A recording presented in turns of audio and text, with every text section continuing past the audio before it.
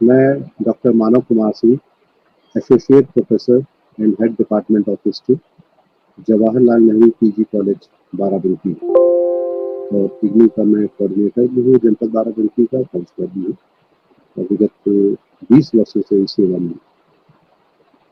मेरा आज का जो विषय है वो 1206 से लेकर के 1707 तक का मेडिकल हिस्ट्री का विषय है, जिसपे मैं पहले पार्ट को कवर करूंगा, दिल्ली सल्तनत।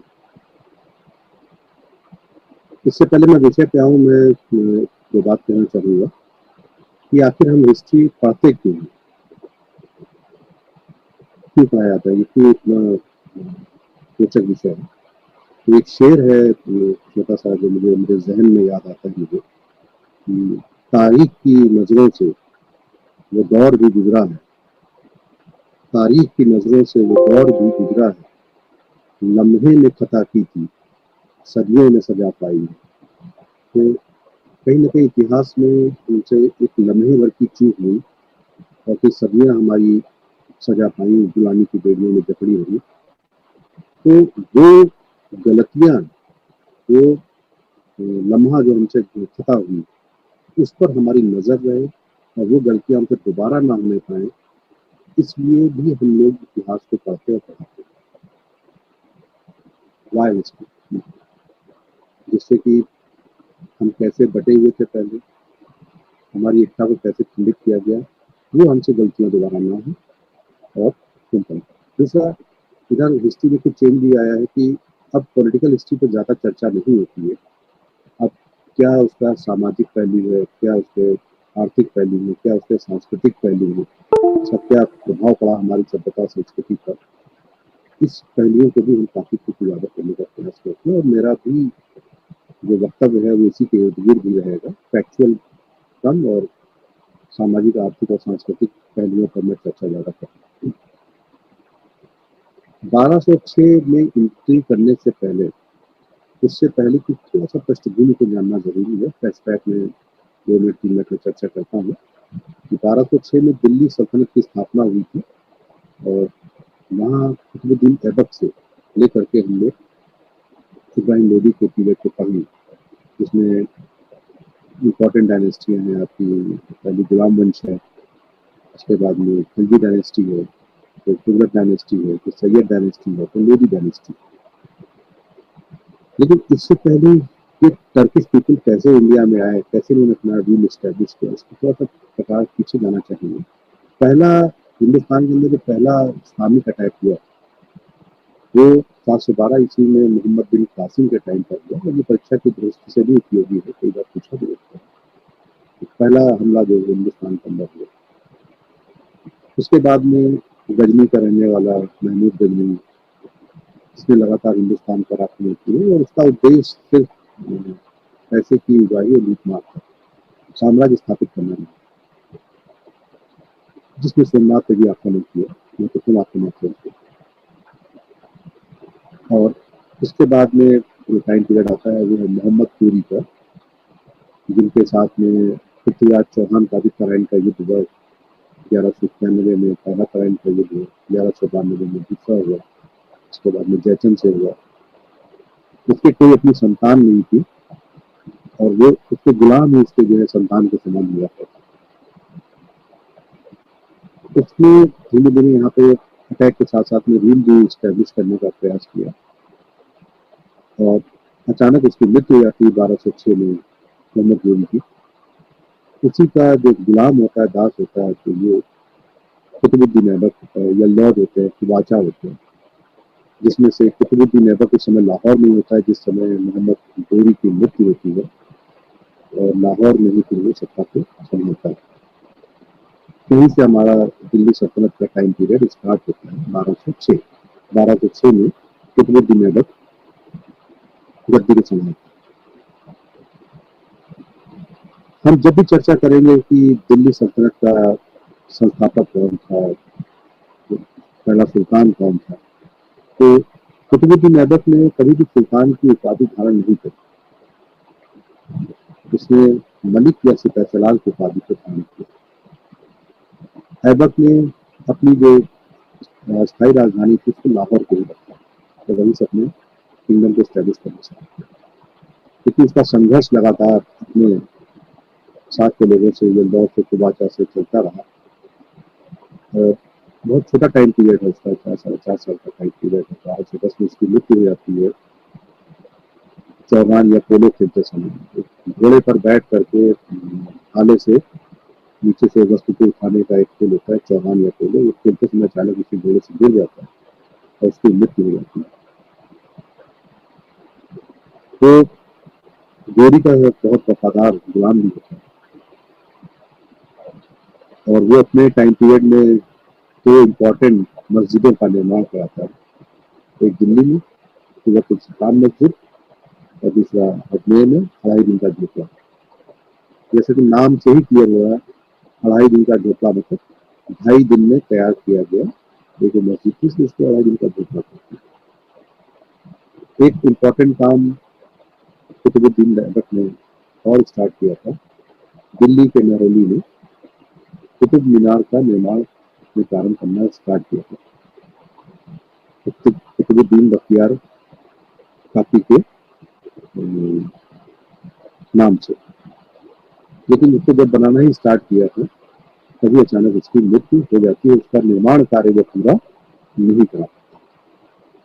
बहुत दान दक्षिणा देने वाला शासक होता है, और दान देने के कारण ही इतना दान देता था, वो इतना दान देता था कि दान देने के कारण ही उसको लाखों का बख्श देने वाला, जिसको कहा गया लाख बख्श, उसे उपाधि निर्धारण की। उसमें कभी सुल्तान की पाई नहीं थी, और जब उसकी मृत्यु हो जाती है अचानक, तो उसके अयोग्य पुत्र को गद्दी पे बैठाया जाता है। लेकिन इसी टाइम पर बदायूं का जो गवर्नर होता है, जो सूबेदार होता है, इल्तुतमिश, इसको दिल्ली के लोग आमंत्रित करते हैं, अमीर लोग आमंत्रित करते हैं, और दिल्ली जाता है और फिर सत्ता को ग्रहण करता है। और दिल्ली सल्तनत का पहला सुल्तान इल्तुतमिश था। ये 1210। अगर हम लोग देखें तो यही दिल्ली सल्तनत का वास्तविक संस्थापक है। अगर हमारे में प्रश्न आता है तो दिल्ली सल्तनत का वास्तविक संस्थापक कौन है, तो वो इल्तुतमिश। और राजधानी को वो दिल्ली बनाता है, दिल्ली को राजधानी बनाता है, लाहौर से ट्रांसफर करता है दिल्ली। और तो अब यहाँ की राजधानी पहला शासक जिसने दिल्ली को कैपिटल बनाया दिल्ली सल्तनत में, वो इल्तुतमिश। अब वो ध्यान देता है कि किस प्रकार से साम्राज्य को सुदृढ़ किया जा सकता है। तो ये सबसे पहले यल्दौर और कुबाचा को भी पराजित करता है और अपने आप को एक छत्र शासक बनाता है। इसमें बहुत सारे रिफॉर्म्स किए, क्योंकि ये कुतुबुद्दीन ऐबक का गुलाम होता है। कुतुबुद्दीन ऐबक गोरी के गुलाम होते हैं, और ये ऐबक का गुलाम होता है। और अपने रण क्षेत्र, अपनी कौशल के कारण इसको कुतुबुद्दीन ऐबक गुलामी से फ्री कर देता है, खत्म भी कर देता है। अब कई महत्वपूर्ण काम, क्योंकि नई नई सल्तनत स्टैब्लिश हो रही होती है, तो बहुत सारे काम होते हैं जिसको करना होता है। तो इल्तुतमिश द्वारा किए गए कुछ महत्वपूर्ण कार्य थे, वो था कि इसने इक्ता प्रणाली को डेवलप किया। जो फाउंडर था इक्ता प्रणाली का, इक्ता प्रणाली क्या था? नगद वेतन के स्थान पर, किसी को नगद वेतन दिया, उसके स्थान पर जो जमीन होती थी उसका राजस्व ट्रांसफर होता है। तो उस जमीन से राजस्व पैदा होता है, भू राजस्व पैदा होता है, लैंड रेवेन्यू पैदा होता है, तो उसका राजस्व ट्रांसफर होता था। और वो इतना दिया जाता था किसी भी इक्तेदार को, जो उसको धारण करता था वो इक्तेदार कहलाता था। और इक्तेदार उस राजस्व के माध्यम से एक सेना रखता था, और एक छोटा मोटा अपना जो इक्ते का दरबार था, उसका संचालन था, वो करता था। और उसी में से राजस्व में से ही पैसा केंद्र को दिया। इस प्रकार से वो अपनी सेना को भी रख सकता था। इक्ते में बांट दिया उसने अपने साम्राज्य को, जिससे कि शासन करना आसान है। इक्तेदारों की जवाबदेही अपने अपने इक्ते के प्रति रहती थी, तो ये ट्रांसफरेबल होती है। इम्पोर्टेंट उसने काम किया। दूसरा, एक चालीसा का गठन किया। चालीसा मतलब 40 तुर्की अमीरों को मिला करके उसने एक परिषद बनाई 40 लोगों की, जो उसके मेन सलाहकार होते थे, उसके साथ चर्चा होती थी, तो ये इम्पोर्टेंट रोल प्ले करते थे चालीसा में। इसी आगे चल के आप देखेंगे कि इसी चालीसा में जो 40 तुर्की सरकारों का जो संगठन था, इसी में से 40 में से बलबन भी एक चालीसा का मेंबर ही होता है, जो आगे जा करके दिल्ली सल्तनत का सुल्तान भी बना, वो भी इसका एक मेंबर था। तो उसने चालीसा का भी गठन किया और सिक्कों का नया संचालन किया। उसने चांदी का टंका और तांबे का जीतल, दो सिक्के भी उसने नए चलाए इल्तुतमिश ने। सिक्कों का चलन उसने स्टार्ट किया, इक्तेदारी का व्यवस्था उसने स्टार्ट किया, तो सेना का गठन किया उसने, स्थायी सेना का भी गठन किया इल्तुतमिश ने। दिल्ली को राजधानी भी बनाया और अपने आप को पहला वास्तविक सुल्तान बनाने के लिए, घोषित करने के लिए ये जरूरी था कि उस समय के जो मुस्लिम रूलर्स थे वो बगदाद के अब्बासी खलीफा से खिल्लत जरूर प्राप्त करते थे। जब वहां से उलेमा या लोग जो उसको मान्यता प्रदान करते थे, खिल्लत प्रदान करते थे, तभी उसको एक तरीके से संरक्षण मिलता था मुस्लिम जगत का। तो वो अब्बासी जो खलीफा थे उसने उससे मान्यता भी प्राप्त करी इल्तुतमिश ने, और अब फुल-फ्लेश वो सुल्तान, मान्यता प्राप्त सुल्तान वो बना इल्तुतमिश। काफी हद तक उसने ऐसे टाइम पर एक जियाउद्दीन मंगबनी हिंदुस्तान में एंट्री करता है, जिसका कि पीछे से चंगेज खां पीछा कर रहा होता है और वो शरण मांगता है इल्तुतमिश पे, लेकिन इल्तुतमिश जानता था कि इसको शरण देने का मतलब है चंगेज खां से दुश्मनी मिलेगा, और इस नवनिर्मित साम्राज्य को बचाने के लिए बहुत जरूरी था कि ऐसे किसी भी आपदा को निमंत्रण न दिया जाए। तो मंगबनी को कोई मदद नहीं करता है और चंगेज खां आता है, उसका पीछा करता चला था और दिल्ली सल्तनत के नवनिर्मित साम्राज्य पर हमला नहीं करता, इससे ये साम्राज्य बच जाता है। बहुत इम्पोर्टेंट ये। और इसके अलावा एक जो इल्तुतमिश के बारे में जो बहुत इम्पोर्टेंट बात है कि उसने जो कुतुबुद्दीन ऐबक ने जो निर्माण कार्य स्टार्ट कराया था कुतुब मीनार का, उस निर्माण कार्य को पूरा कराने का जो श्रेय जाता है वो इल्तुतमिश को जाता है। उसने कुतुब मीनार के निर्माण का कार्य पूरा किया, उसको फुल फ्लेश कंप्लीट करा। और अगर एक पहलू पर और ध्यान दें तो शायद ही ऐसी कोई घटना इतिहास में आपको दिखाई पड़े जहां मुस्लिम जगत का शासक सुल्तान, जिसने अभी नया नया एम्पायर स्टैब्लिश किया हो, वो अपने जीते जी अपनी पुत्री को अपना उत्तराधिकारी घोषित कर देता है। पुत्रों के रहने के बावजूद हम आज भी अपनी बेटियों को अपना उत्तराधिकारी घोषित करने में संकोच करते हैं P0 P2 में आकर के। लेकिन उस एरा में इल्तुतमिश ने कितना बड़ा स्टेप उठाया कि अपने पुत्र के होने के बावजूद एक योग्य उत्तराधिकारी, दिल्ली सल्तनत के लिए योग्य उत्तराधिकारी, बड़ी वो महिला थी रजिया, रजिया को अपने जीते जी अपना उत्तराधिकारी घोषित करना, ये भी एक बहुत ही मिरेकल था उस समय के समय। रजिया को उन्होंने अपना उत्तराधिकारी घोषित किया। जब उसकी मृत्यु हुई तो प्रयास किया गया उसकी दिल को गद्दी में बैठाने का, लेकिन एक और बड़ी ऐतिहासिक घटना घटित होती है कि दिल्ली की जनता विरोध करके और अपने सुल्तान द्वारा लिए गए निर्णय, तो उसने रजिया को उत्तराधिकारी बनाया था, उस निर्णय को पूरा करने के लिए दिल्ली की जनता सड़क पर उतर आती है और रजिया से आह्वान करती है कि वो आए और गद्दी पर, सुल्तान की गद्दी पर बैठे, और रजिया गद्दी ग्रहण करती है।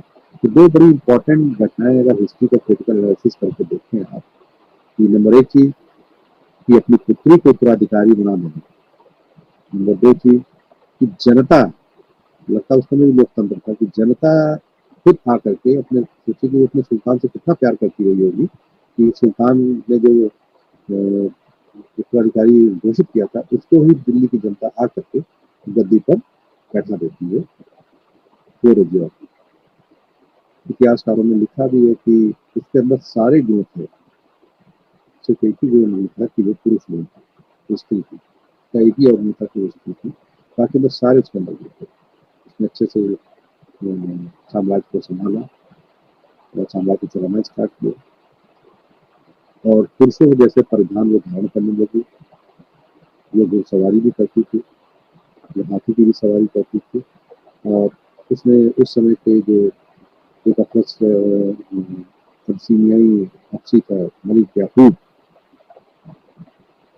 काला भी था और नॉन पाकिस्तान था, उसको सबसे जो इम्पोर्टेंट जो डिपार्टमेंट था दीवान याकूब, मतलब अश्वशाला, ये सवार सैनिक, उसका उसको हेड भी बनाया। तो उनके कुछ संघर्ष इंटरनल स्टार्ट हुए और फिर रजिया की हत्या कर दी थी, और रजिया की हत्या करने के बाद शासक बना नासिरुद्दीन महमूद। कुछ समय तक उसने शासन किया, और उसके टाइम पर सबसे जो इम्पोर्टेंट जिसका नायब बना वो बना बलबन। सबसे जो इम्पोर्टेंट आदमी था वो बलबन था, और धीरे धीरे बलबन ने अपने सत्ता को अपने हाथ में किया। नासिरुद्दीन महमूद के साथ में उसने अपनी बेटी का विवाह भी किया बलबन ने, और वो टाइम पीरियड काफी हद तक बलबन का कंट्रोल रहा नासिरुद्दीन महमूद की शासन सत्ता, और इतिहासकारों के अनुसार उसके ऊपर अपने सुल्तान की हत्या का आरोप भी लगता है कि उसने नासिरुद्दीन महमूद की हत्या कराई और गद्दी का अपहरण किया, और काफी वृद्धावस्था की एज में बलबन गद्दी पर बैठा, और यहाँ से दिल्ली सल्तनत का सुदृढ़ीकरण और मजबूत स्टार्ट होता है, क्योंकि बलबन बहुत सख्त शासक थे। बलबन के गद्दी पर बैठने के बाद जो सबसे इम्पोर्टेंट चीज बलबन की थी कि उसने अपना एक राजत्व सिद्धांत दिया। बलबन पर जब भी प्रश्न कहीं से आते हैं, चाहे सिविल सर्विसेज का हो, चाहे नेट का हो, चाहे जियारत का, तो जो सबसे बड़ा पूछा था बलबन का वो उसकी राजत्व सिद्धांत पर चर्चा की जाती है, डिवाइन की थ्योरी की बात की जाती है, क्योंकि वो सबसे यूनिक भी है, सबसे निराला भी है। उसने अपना राजत्व सिद्धांत जो दिया, वो उसकी जो सबसे की पॉइंट जो था, सबसे महत्वपूर्ण बिंदु जो था, वो था लौह और रक्त की नीति। लौह और रक्त की नीति, लौह मतलब लोहा, रक्त मतलब खून।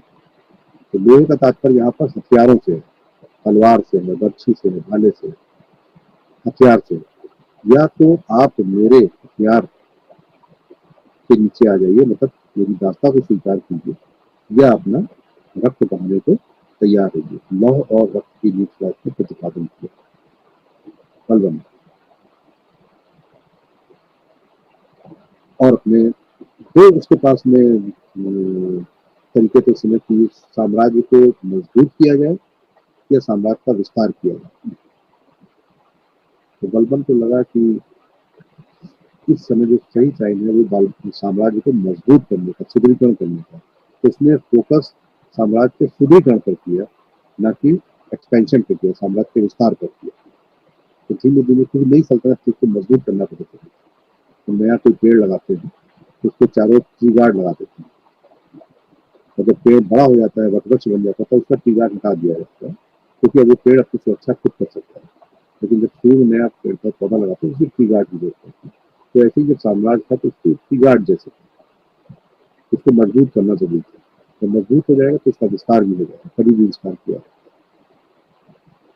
अब बलबन ने अपनी जो पॉलिसी थी, वो उसके ऊपर ये भी आरोप था कि हत्या करके बैठा है, सब कुछ है, तो उसने दरबार में, जिसने दरबार जो अपना सजाया, उसमें हंसी मजाक किसी प्रकार का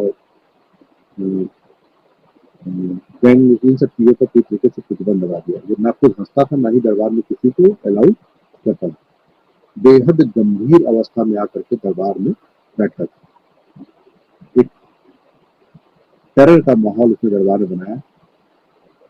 वो जरूरी भी था, उस समय से जरूरी था, क्योंकि कहीं ना कहीं चालीसा जो था वो कहीं मजबूत था, क्योंकि बलबन खुद भी चालीसा का नंबर था।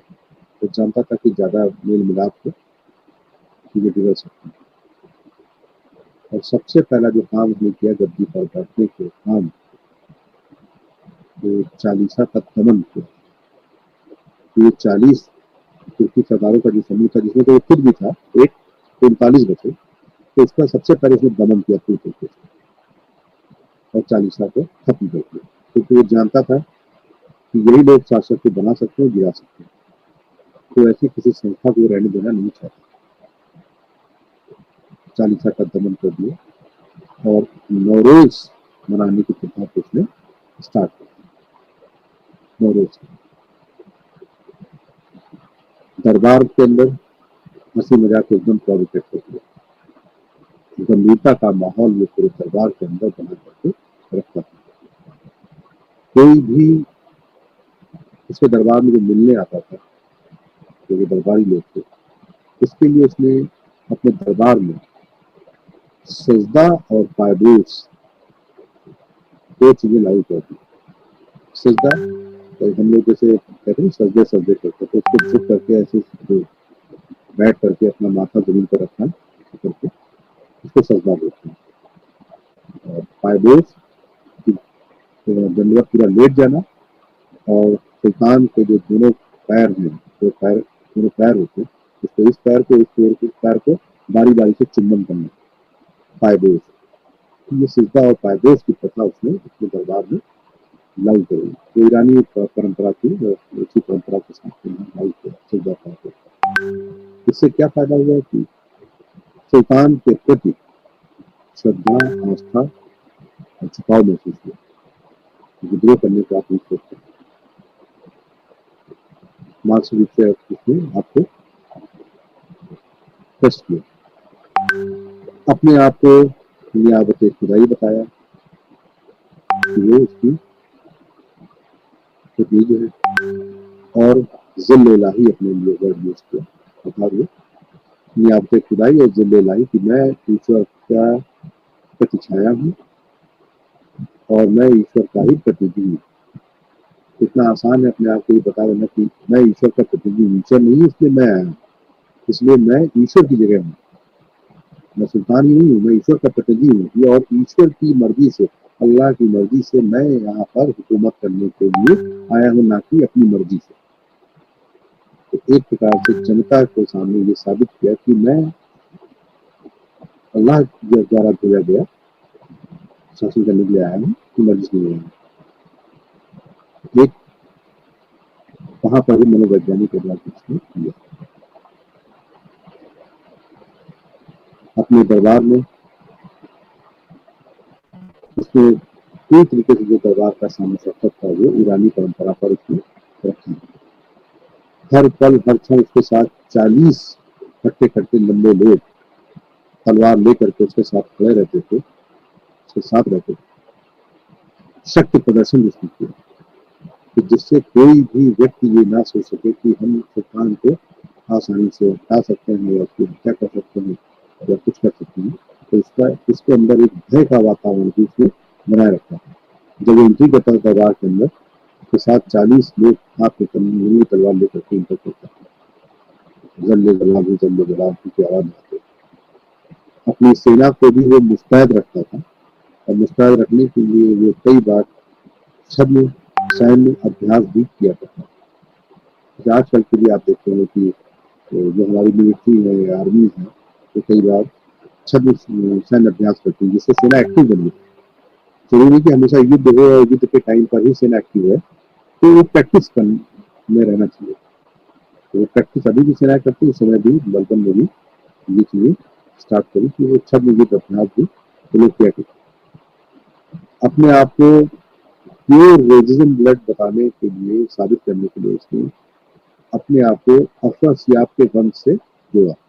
जो अफरा-सियाब था उसके वंश से जोड़ा, और अपने पौत्रों के नाम भी उसी परंपरा पर रखे, जैसे कैकुआ, कैखुसरो, कैयुमर्स, कैक्रास। उन्हीं के नाम पर वो नाम रखे, जिससे कि लोग जान जाए कि किस वंश से जुड़े हुए हैं, हाई रेस वंश से आप जुड़े हुए हैं, और वहां से ही ये रूल हो रहा है। तो ये साबित करने के लिए कि हम कितने ज्यादा बड़े खानदान के हैं तो उसने अपने आप को अपर सियाग के धन से जोड़ा, अपने बच्चों को नाम दे दिया। हम लोग का भी अक्सर होता है कि हम लोग कहते हैं कि हम सूर्यवंशी हैं, चंद्रवंशी के नाम से जोड़ते हैं, हम लोग कहते हैं कि हम महाराणा प्रताप के वंशज हैं, हम जो चौहान के वंशज हैं। तो एक अपनी परंपरा को मजबूत करने के लिए, समृद्ध करने के लिए, अपने में आत्मविश्वास बनने के लिए हमको, तो ऐसा ही उसने भी अपने आप को उस वंश परंपरा से जोड़ा और बताया। विद्रोहों को बहुत देर तक चलता था क्योंकि वो जानता था कि अगर एक भी विद्रोह नहीं पिछला गया तो लगातार विद्रोह होंगे। बंगाल में भी एक विद्रोह हुआ उसके टाइम पे, और जब विद्रोह हुआ तो उसको कुचलने के लिए पहले उसने अपने सेनापति को भेजा, वो लौट आया, तो दोबारा भेजा, तो दोबारा उसने खुद निर्णय लिया कि मैं खुद बंगाल जाऊंगा और उस विद्रोह को खत्म किया। काफी वृद्धावस्था में वो बंगाल गया और वहाँ जाने के बाद उसको पकड़ा और पकड़ के ला करके उसको बहुत दर्दनाक सजाएं और यातनाएं दी, अंततः उसको मृत्युदंड दे दिया। और मृत्युदंड देने के बाद भी कहा कि भविष्य में जो भी व्यक्ति अपने जहन में भी ये बात लाएगा कि वो सुल्तान के खिलाफ विद्रोह करना चाहता है तो उसका भी हर्ष जरूर किया जाए। तो मैसेज दिया उसने कि कोई भी उसके खिलाफ विद्रोह न करे और अपने बेटे बुगरा खान को वहाँ का गवर्नर बना करके वो वापस चला। इसी के बाद एक घटना और घटी, जब लौट के आया था। ये आज के ज़माने में कहना बड़ा आसान है कि दिल्ली से बंगाल गया और उसने ये घटना को अंजाम दिया। हम आप इतिहास के विद्यार्थी हैं, अगर हम अपने आप को इस एरा में रख के देखें, आज की तारीख में भी दिल्ली से बंगाल जाना कोई बहुत आसान नहीं है। अगर हम बाई रोड जाएँ तो सोचिए कि उस ज़माने में जाना कितना मुश्किल काम रहा होगा, जहाँ बहुत अच्छे रास्ते नहीं थे, नदियों के पुल नहीं थे, सेनाओं को पार करना है, जंगल पड़ेंगे, मौसम बदलेंगे, जाड़ा, गर्मी, बरसात में आपको मूव करना है 1,500 किलोमीटर, तो कभी आसान नहीं रहा होगा। तो बलबन उस समय वृद्ध भी था और वृद्धावस्था में जाना, फिर वहाँ पे सैन्य संचालन करना, युद्ध करना और फिर वापस लौट के आना, इससे काफ़ी उसके शरीर को नुकसान हुआ और वो अस्वस्थ रहने लगा। इसी बीच में वो अपने बड़े बेटे से बहुत प्यार करता था, मोहम्मद से बहुत प्यार करता था बहुत, और उसी को इतना उत्तराधिकारी भी वो रहना चाहता था। लेकिन एक बार वो नॉर्थ ईस्ट फ्रंटियर पे था, जहाँ से मंगोलों के अटैक होते थे, जो आपका ये हिस्सा पाकिस्तान का जो आज हिस्सा, पाकिस्तान जो बॉर्डर है हमारा, वो नॉर्थ ईस्ट फ्रंटियर था। इसी से ही सारे अटैक्स होते थे, जितने भी अटैक्स होते थे बाहर से, मंगोल के, अरब के, इसी से ही आते थे। तो सीमा की रक्षा करने के लिए उसको डेडिकेट किया गया था। और वहाँ पर मंगोलों से संघर्ष करने के दौरान उसकी मृत्यु हो जाती है। जब ये सूचना दरबार में दी जाती है तो उसको जैसे पता चलता है कि उसके सबसे प्रिय पुत्र की हत्या हो गई, मृत्यु हो गई है, तो बलबन जरा भी विचलित नहीं होता है दरबार में, न रोता है, न सभा को भंग करता है, और चुपचाप वो अगली कार्रवाइयाँ करता रहता है।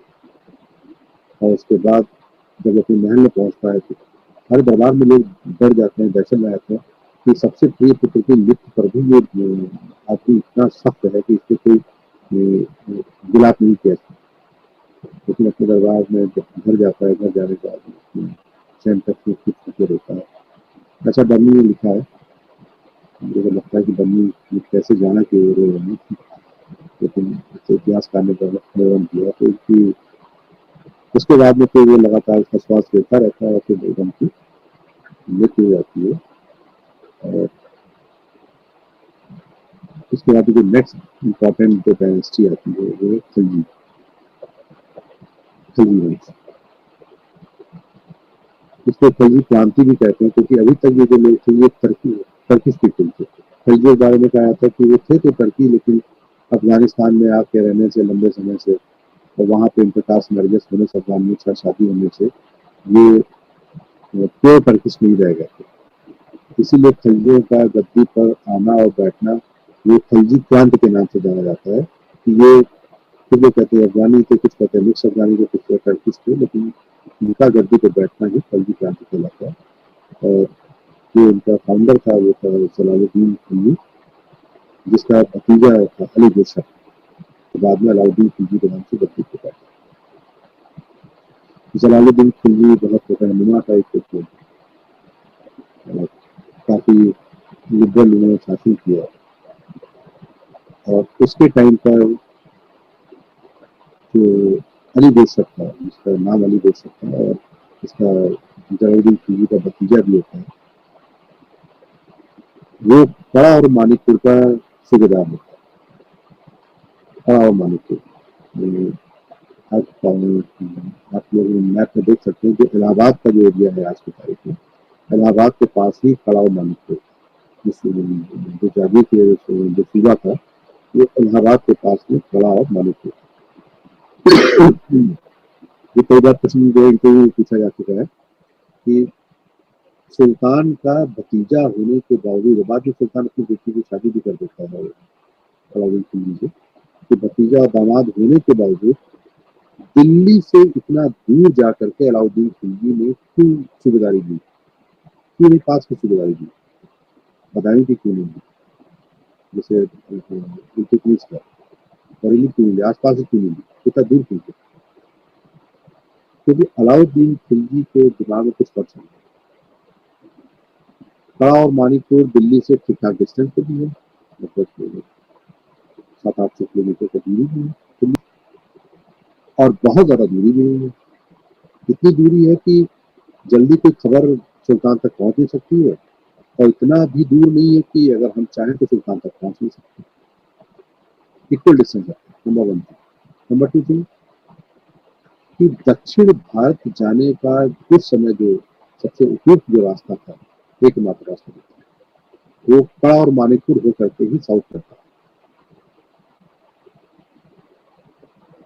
अगर आप एंशियंट हिस्ट्री पढ़ेंगे देखेंगे कि समुद्रगुप्त भी इसी रास्ते से ही गया, तो अलाउद्दीन खिलजी ने भी वही रास्ता चुना और नीचे जाने के लिए वहां तक गया। क्यों? कड़ा और मानिकपुर में रह करके वो आसानी से दक्षिण भारत में जा सकता था और वहां युद्ध कर सकता था और शासकों को पारित कर सकता था और वहां से अटूट संपत्ति ला सकता था, क्योंकि इससे पहले किसी भी भारतीय मुसलमान का कोई अटैक नहीं हुआ था, दिल्ली सल्तनत का कोई अटैक नहीं हुआ था साउथ इंडिया पे, दक्षिण भारत पर भी किसी ने हमला नहीं किया था। तो दक्षिण भारत के खजाने भरे हुए थे, मंदिरों में अटूट संपत्तियां थी वहां पे, और उस पर अलाउद्दीन खिलजी की नजर थी कि अगर वो दक्षिण भारत पर अटैक करता है तो वहां से ठीक ठाक पैसा ला सकता है, किले जवाहरात ला सकता है, और उससे वो बड़ी आर्मी को खड़ी कर सकता है और दिल्ली का रास्ता प्रशस्त कर सकता है, जिसका सुल्तान बनने का सपना था। ये उसके दिमाग में योजना चल गई अलाउद्दीन खिलजी को मस्तिष्क में। अब ये सोचना है, लाजमी सी बात है कि इतनी बड़ी घटना घटे और दिल्ली कोई शासक जो है कड़ा और मानिकपुर से साउथ तक जाए, वहां के राजाओं को हराए, वहां से कुछ संपत्ति लेकर के आए और ये सुल्तान को देर से पता न चले, ये तो संभव था नहीं। तो सुल्तान को ये जानकारियां जब दी तो अलाउद्दीन खिलजी तक खबर देती कि जरा देखिए आपका भतीजा क्या कर रहा है। उसने कहा कि ये जो कुछ भी मैं लूट के लाया हूँ, अलाउद्दीन खिलजी ने मैसेज भिजवाया, जो कुछ भी मैं लूट के लाया हूँ, जो कुछ भी वहां से मैंने गेन किया, ये आपके लिए लाया है और ये मैं आपको ही देना चाहता हूँ, बशर्ते आप यहाँ आइए और मैं ऐसा सम्मान आपके चरणों में इसको अर्पित करना चाहता हूँ। बहुत लोगों ने समझाया है जलालुद्दीन खिलजी को कि ऐसा मत करिए, उसको यही दिल्ली बुलाइए, लेकिन ये नहीं माने और उसको ट्रेन में या उसके आश्वासन पर पहुंच गए वहाँ, और आप सबको पता ही है कि इसकी सुल्तान की हत्या कर दी गई।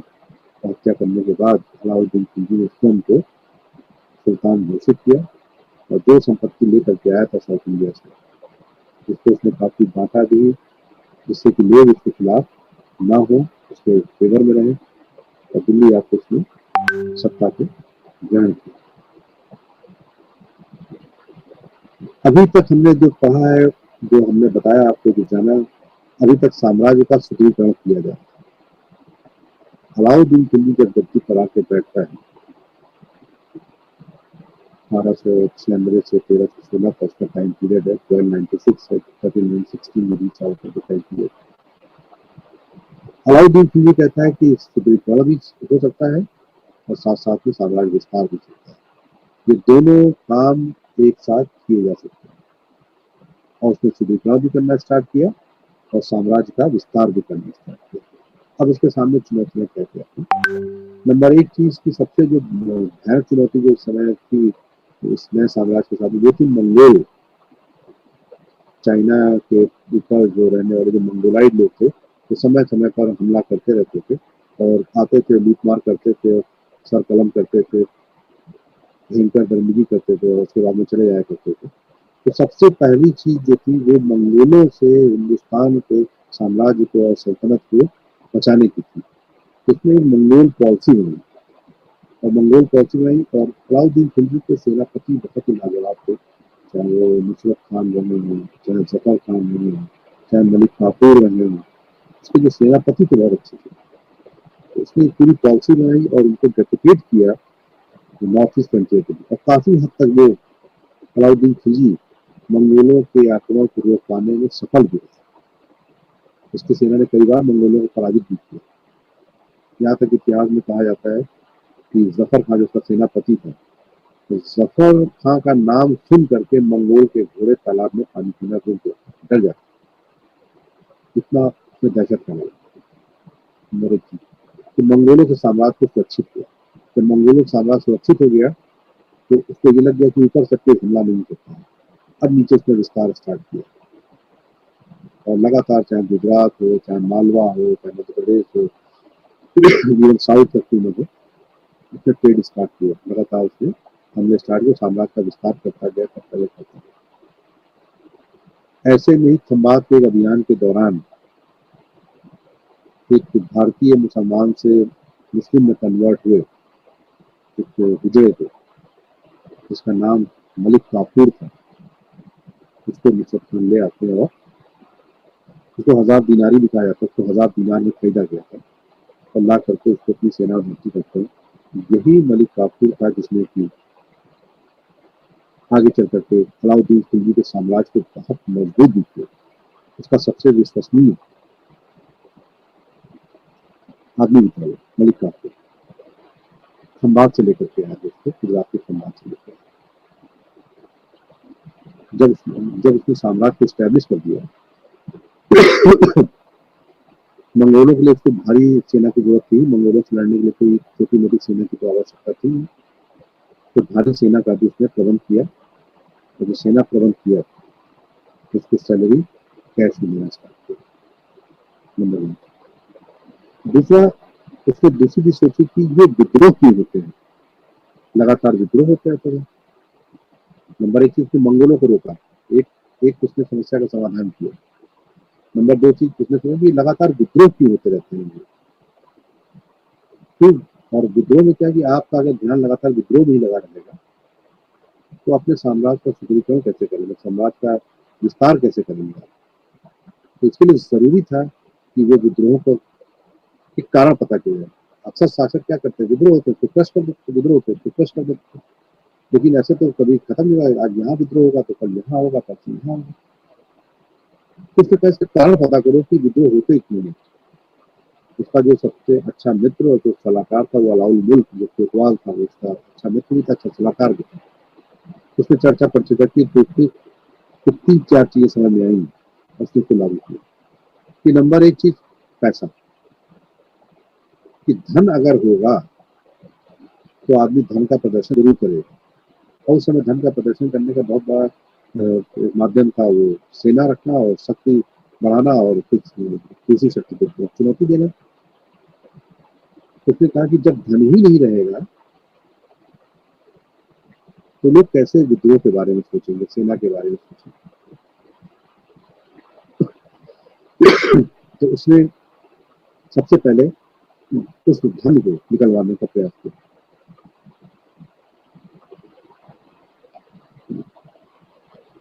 उस धन को निकलवाया उसने।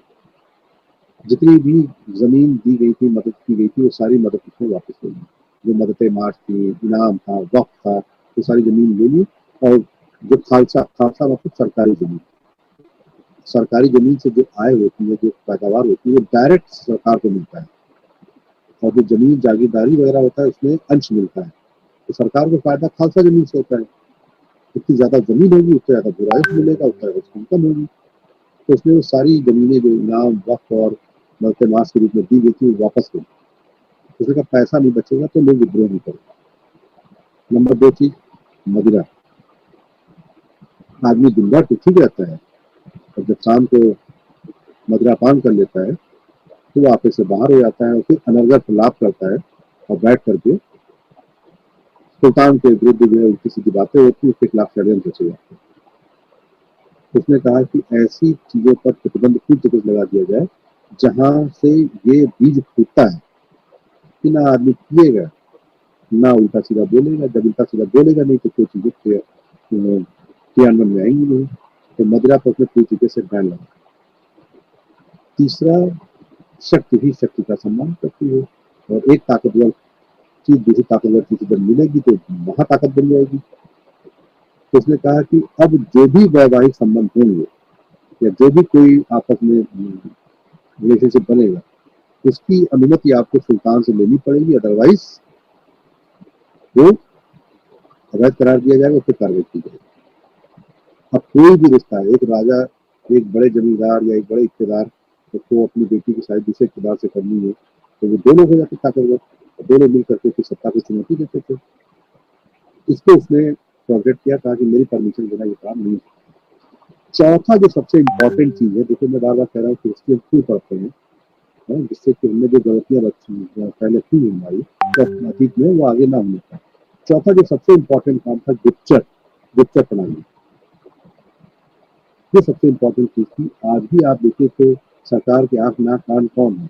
सीबीआई है, रॉ है, सीबीसीआईडी है, ईडी है, इनकम टैक्स है, मिलिट्री इंटेलिजेंस है, एलआईयू है छोटे स्तर पर। देखिए ये चीज है। अगर गुप्तचर प्रणाली आपकी अच्छी नहीं है तो साम्राज्य पर शासन करना बहुत आसान नहीं है।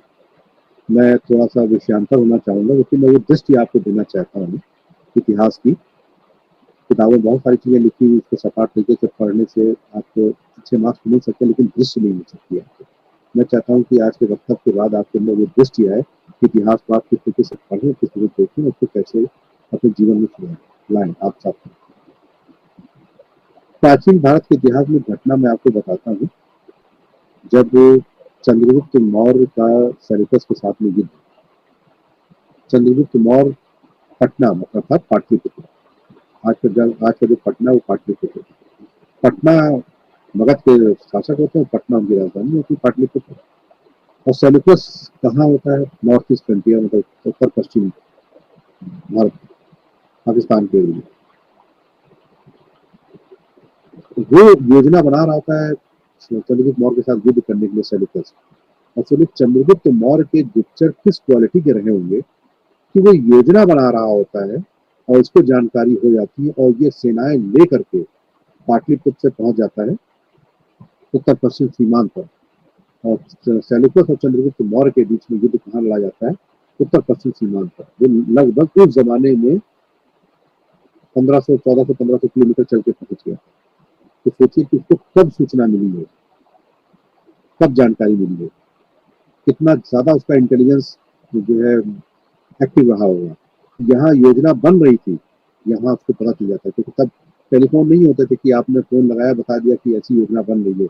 तब कोई ईमेल नहीं होता था, तो सूचना पहुंचाने में भी आदमी को महीनों लग जाते थे। वहां से आता था कोई सवार ले लेकर के और सूचना पहुंचाता था, फिर सूचना पहुंचती थी, फिर उसके खिलाफ मिलिट्री पूरी तैयार की जाती थी, फिर मिलिट्री मूव करती थी। मिलिट्री को पहुंचने में 2-3 महीने लग जाते थे। लेकिन सोचिए कितना इंटेलिजेंस जबरदस्त था। आज भी हमारा जो मॉडर्न इंडियन हिस्ट्री, मॉडर्न जो भारत है, आप सोचिए कि हमारा सूचना हम अगर आज महफूज है तो कहीं ना कहीं भारत सरकार की जो रॉ है, जो सीबीआई है, जो मिलिट्री इंटेलिजेंस है, कितना सक्रिय है। कोई कहीं पाकिस्तान में, कोई कहीं चाइना में क्या सोच रहा है वो चीजें। तो अलाउद्दीन खिलजी ने इस पर बहुत काम किया, इसलिए हमको भी इस पर बहुत ज्यादा फोकस करना है। गुप्तचर लोग यहाँ तक कहते थे, कोई भी अपने घर में चार दीवारी में बात करने से डरता था कि अगर बात करेंगे तो कहीं ना कहीं से अलाउद्दीन खिलजी को खबर पहुंच जाएगी कि हमारे खिलाफ कोई षड्यंत्र रचा जा रहा है। इस प्रकार से उसने विद्रोह को कुचल दिया। अब चूंकि उसने सेना बड़ी की थी जो नॉर्थ ईस्ट फ्रंटियर पे थी, उसने सेना बड़ी की थी जिससे विद्रोह को कुचला जा सके, तो उसके लिए उसको पैसे की जरूरत थी, बड़ी सेना रखने के लिए पैसा चाहिए। और अलाउद्दीन खिलजी पहला शासक था जिसने कि अपनी सेना को कैश, नगद वेतन देना स्टार्ट किया, कैश सैलरी देना स्टार्ट किया, एकदम हार्ड कैश। और उसके लिए उसको बहुत पैसे की जरूरत थी, पैसा कहाँ से मैनेज करता, तब तक कि साउथ इंडिया से लेकर आते। तब उसने क्या किया कि टैक्सेशन रिफॉर्म्स किए।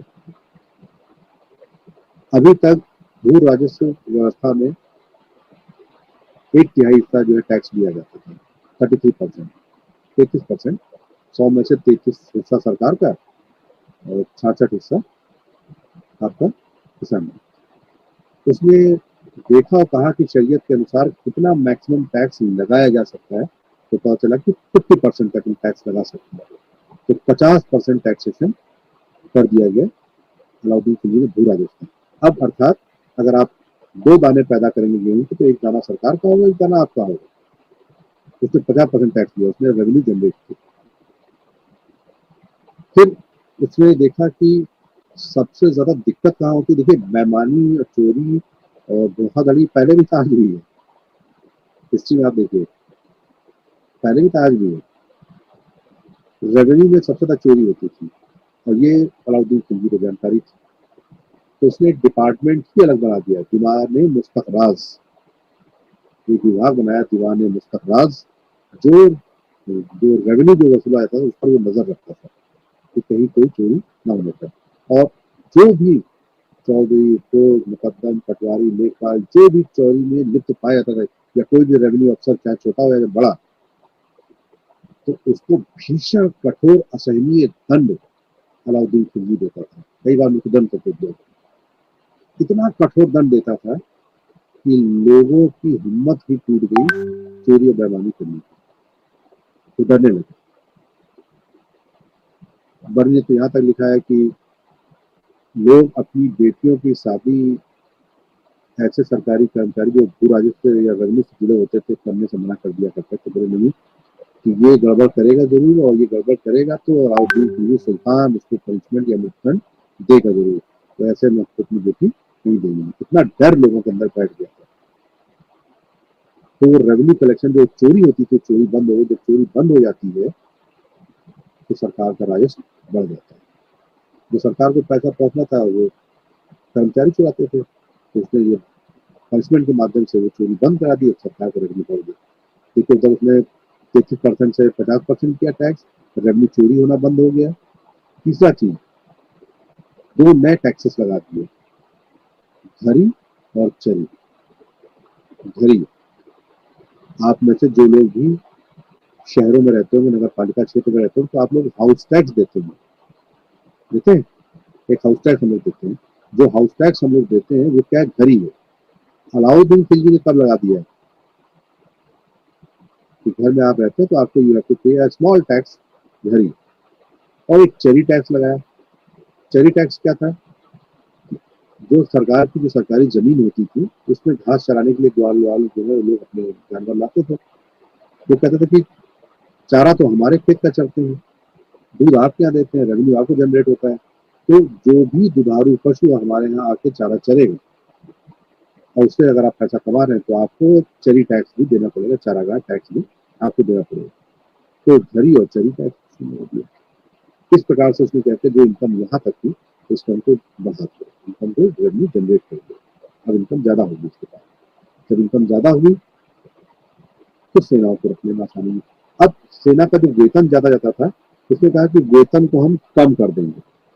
और वेतन को हम कम कर देंगे तो इससे क्या फायदा होगा कि कम वेतन पे सैनिक काम करेगा, और हमारा जो रेवेन्यू, जो हमारा पैसा है, खजाना है, उससे हमारा पैसा भी कम कम जाएगा। लेकिन सेना कम वेतन पे क्यों काम करेगी, अपनी जान भी जोखिम में डाले, युद्ध भी करे, घर परिवार छोड़ के भी जाए, और वेतन भी कम मिले। इसके लिए उसने जो लॉन्च किया, वो किया मार्केट पॉलिसी। अलाउद्दीन खिलजी ने मार्केट पॉलिसी को लॉन्च किया। तो दिल्ली दिल्ली के आसपास में था, सिर्फ सैनिकों के नहीं था, उसमें आम नागरिकों को भी फायदा था, लेकिन उद्देश्य बेसिकली यही था। अब बहुत से बच्चे हमसे पूछते हैं कि सर ये मार्केट पॉलिसी क्या थी, बाजार नियंत्रण नीति क्या थी। इसको बहुत अगर सतही स्तर से समझना हो, सरल शब्दों में समझना हो, तो हमने कहा हिस्ट्री को आप सब तरफ से देखिए, सिर्फ किताबों से मत देखिए, अपने इर्द गिर्द भी देखिए। अभी आप लोग कैंटीन व्यवस्था देखते होंगे, आर्मी कैंटीन व्यवस्था। आर्मी कैंटीन में आपने देखा होगा आर्मी वालों को पास मिल जाता है और उस पास के तहत वो लोग परचेस भी करते हैं। पहले अनलिमिटेड था, अभी वो परमिट सिस्टम लागू कर दिया गया। तो जो आर्मी का जो कैंटीन सिस्टम है उसमें क्या आर्मी के लोगों को, कर्मचारियों को, अधिकारियों को कम पैसे पे सामान, अच्छा सामान मिल जाता है, उसमें कुछ टैक्स की छूट दे दी जाती है। तो जैसे ये आज की तारीख में आर्मी कैंटीन सिस्टम है, वैसे इस टाइम पर ये अलाउद्दीन खिलजी की बाजार नियंत्रण व्यवस्था थी। बेईमानी आदमी तब भी करता था, आज भी करता है, उसको रोकने के लिए अलाउद्दीन खिलजी ने भी कदम उठाए, लेकिन ये कठोर कदम थे। पहले लोग क्या करते थे, घोड़ा नहीं रखते रहते थे अपने पास में, लेकिन जब सैलरी बढ़ने का नंबर आता था, जब उसकी पहचान कराई जाती थी कि हाँ किसके पास घोड़ा है कि नहीं है, तो किसी का घोड़ा उधार मांग लेते तो उसको 5 टंका 10 टंका दे दिया करते थे और घोड़ा लेकर के पहुंच जाते थे और कहते थे कि हाँ ये घोड़ा है और ये मैं हूँ, मेरा नाम ये है, भले चाहे वो खुद ना हो, पिताजी की जगह चले जाए, और घोड़ा दिखा करके सैलरी लेते थे। इससे दिक्कत क्या होती थी कि कागजों पर घुड़सवार तो होते थे 2 लाख, लेकिन एक्चुअल में पता चला कि 1 लाख भी नहीं। और जब कभी युद्ध होता था तो पता चला कि वहां सेना कम दिखाई पड़ रही है और कई बार की बाहर जाते थे।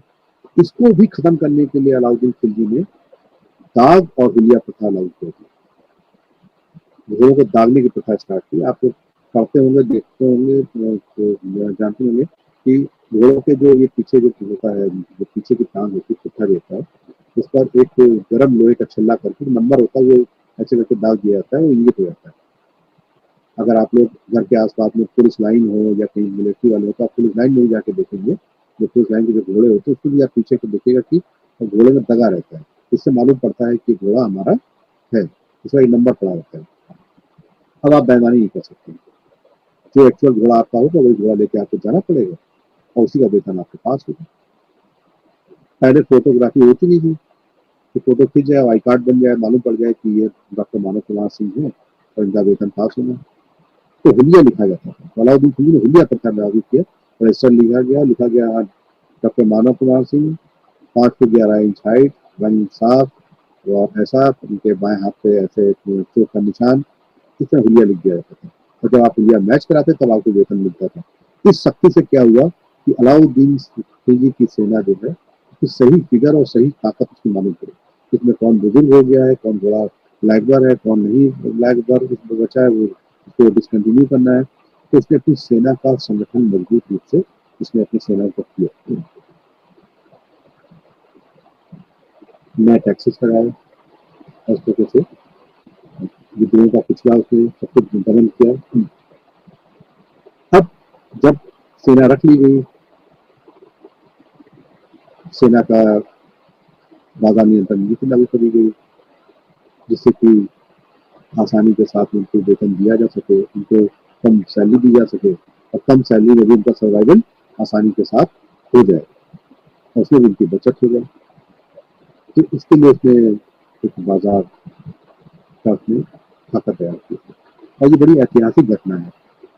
मार्केट पॉलिसी अलाउद्दीन खिलजी की बहुत ही ऐतिहासिक घटना भी है और बड़ी इम्पोर्टेंट भी है। उसने इसके लिए अलग अलग मंडियां बनाई। एक मंडी उसने कपड़ों की अलग बनाई, आम सामान की अलग बनाई, सराय अदल बनाई और जानवरों की गुलामी की अलग मंडी बनाई।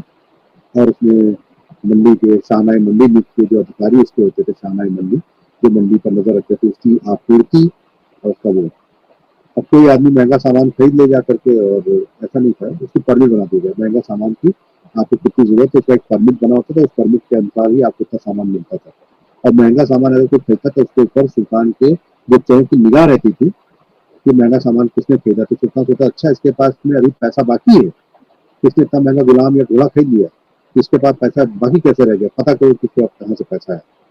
तो सुल्तान के गुप्त सफेद अगर पता करते थे कि इसने इतना महंगा गुलाम कहाँ से खरीद लिया। और बड़े मिनिमम प्राइस पर गेहूं, आटा, दाल, चावल, घी, तेल, कपड़ा सब कुछ उनको मिलता था, उससे वो लोग लेते थे और उसकी आपूर्ति हमेशा सही से बनी रहती थी। उसको लिखने का डिपार्टमेंट नहीं बनाते थे हिंदुस्तान में, तो उसकी पूरी आपूर्ति को देखते थे वो लोग। किसी प्रकार की चोरी बेईमानी ना होने का इस पर भी नजर उनकी रहती है। और ये मार्केट पॉलिसी राजीव खिलजी ने बड़े अच्छे ढंग से संचालित किया।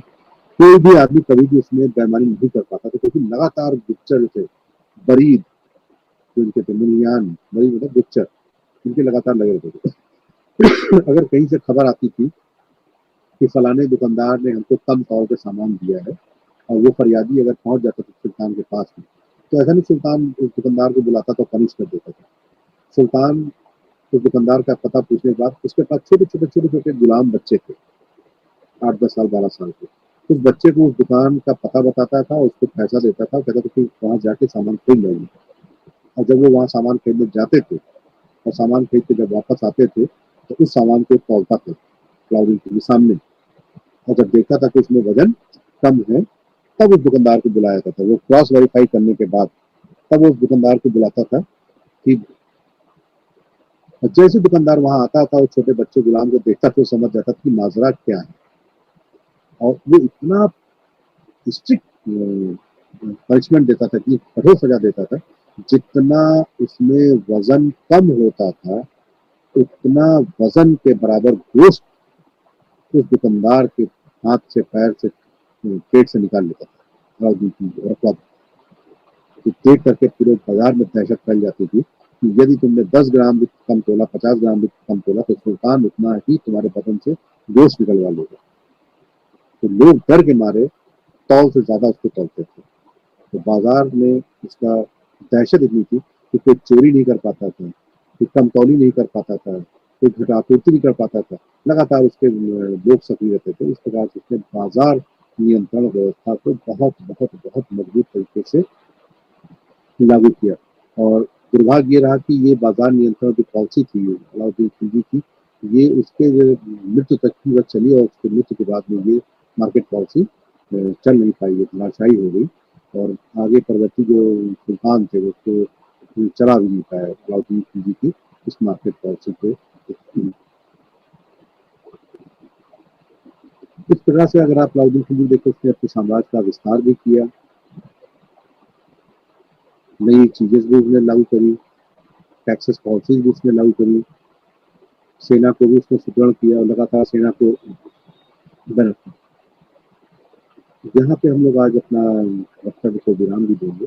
और हिस्ट्री को पढ़ते समय मैं, मेरे प्यारे साथियों, मेरे मित्रों, मैं प्रोफेसर बाद में हूँ, पहले खुद एक शिक्षार्थी हूँ, मैं भी विद्यार्थी हूँ इतिहास का, मैं भी पढ़ता हूँ अभी भी। तो पढ़ते समय एक बात को और ध्यान रखें कि जब भी कोई विषय उठाइए तो पहले देखिए कि उसके स्रोत क्या क्या है, रिसोर्स क्या क्या है। प्राथमिक रिसोर्स पे जरूर फोकस करिए कि उस समय की किताबें कौन कौन, जैसे सल्तनत आप पढ़ रहे हैं तो देखिए जियाउद्दीन बन्नी है, आपका ईसानी है, मिनाज फिराज है, इब्न बतूता है ना, आपका चचनामा है, जो भी अमीर खुसरो है, उस समय की जितनी भी तारीख फिरोज शाही है, ये सारे इम्पोर्टेंट जो रिसोर्सेस उसको जरूर देखिए। दूसरा, उस समय के सिक्के जरूर देखिए कि हमको कहाँ जानकारी मिलती है, किताबों से मिलती है, हमको कहाँ जानकारी मिलती है, इन सिक्कों से मिलती है।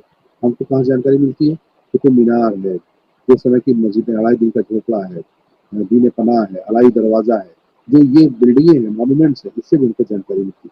इतिहास के स्रोतों पर जरूर जरूर जरूर ध्यान दें। बिना स्रोत के जो इतिहास है, ये प्राथमिक रिसोर्सेस हैं, तो सेकेंडरी रिसोर्सेज और किताबें हैं।